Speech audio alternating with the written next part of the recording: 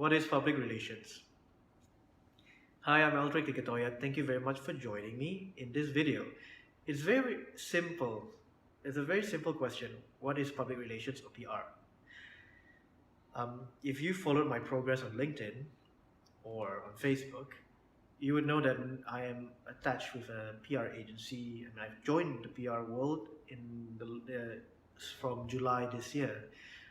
And it's a question that I've been wondering myself, and turning to YouTube, turning to books, turning to different resources, I've been trying to understand and grapple what is PR. Because it's a big field, but it's narrowly interpreted. That's what I find so far. Right? When it comes to PR, people usually associate PR work with media relations work. They're not entirely wrong, but it's not the full picture. Public relations goes beyond media relations. Media is, well, a platform, a medium. Media, name itself implies, right? So it is an aspect within the bigger scheme of things. Public relations also involve the general public. It involves stakeholders. In one of my videos, I asked what are stakeholders. So stakeholders don't always have to be shareholders. It could be NGOs, it could be lawmakers, it could be policymakers, it could be interest groups that, well, have an interest in the operations of the company. For example, nature-oriented or environmental-oriented interest groups would be interested in how a highway concessionaire runs the highway, right? A nature group would be interested in that. A community or a residence group would be interested in how construction is being done when the construction site is, well, like in our case, a few hundred meters away from where they stay, or it's within their neighborhood. So they may not be customers, they may not always be they are not always obvious. Then there's public affairs, a subset of public relations. Public affairs would often be associated with the regulators, policymakers, lawmakers. We're looking at parliament, we're looking at, in the case of Malaysia, Dewan Undangan Negeri, we're looking at the different departments and ministries and the authorities. We're also looking at other areas.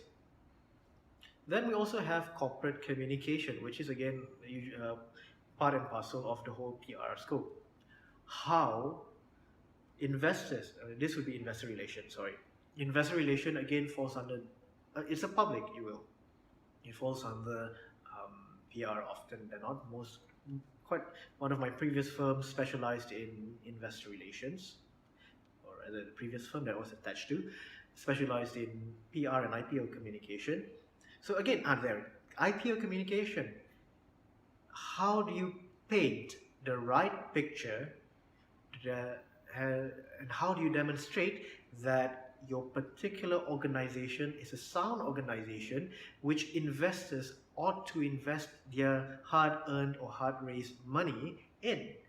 Can you show and demonstrate without revealing too much, especially trade secrets, that your business model is sustainable? Speaking of sustainable, that is the latest trend word.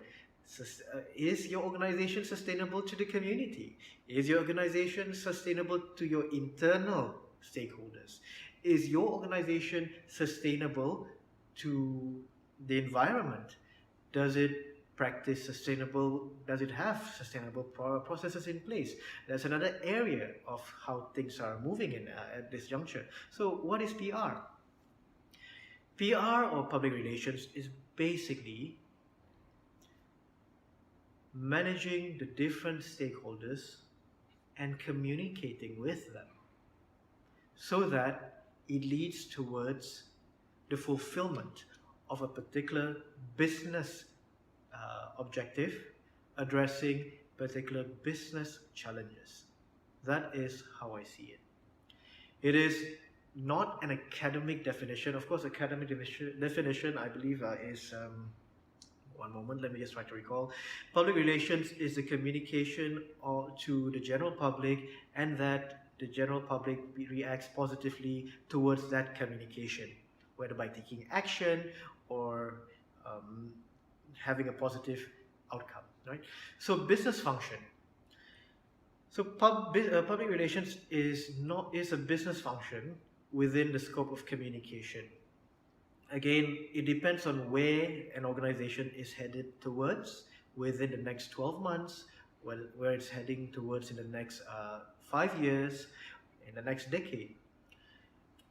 Public relations often overlap with other areas within or business functions within an organization.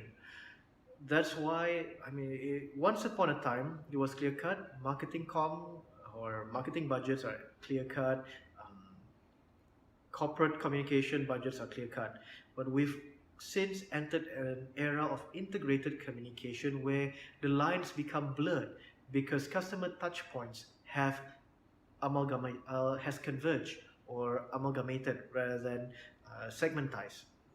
Yes, you have segmentation of customers, but the touch points become one. For example, it doesn't make sense for one organization, no matter how big you are,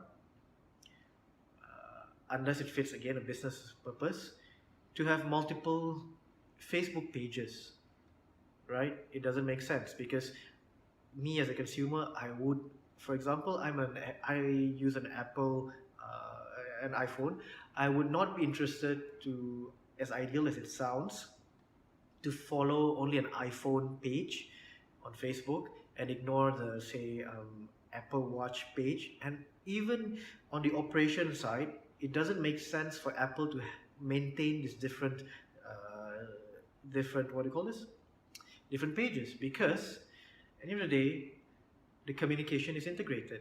You want to bring the different market segments, target audience, into a seamless customer journey so that they can repeatedly support your organization one way or another. It doesn't always have to be financial. Okay. Yes, financial is key. But when it comes to public relations, support can also come in the form of public vocal support. Once upon a time, I was part of a social media analytics company where we monitor social media, for clients, on behalf of clients. So social media is where we get to express ourselves and we get to react towards, I mean, as consumers, right? We react towards issues. And when it comes to certain areas, certain issues resonate with us more than others. So we need to have, a company rather, needs to have a group of advocates who are able to help join the cause of firefighting, rather than relying entirely on internal resources. So when you have enough advocate, I mean, many FMCGs are good examples, like Apple's.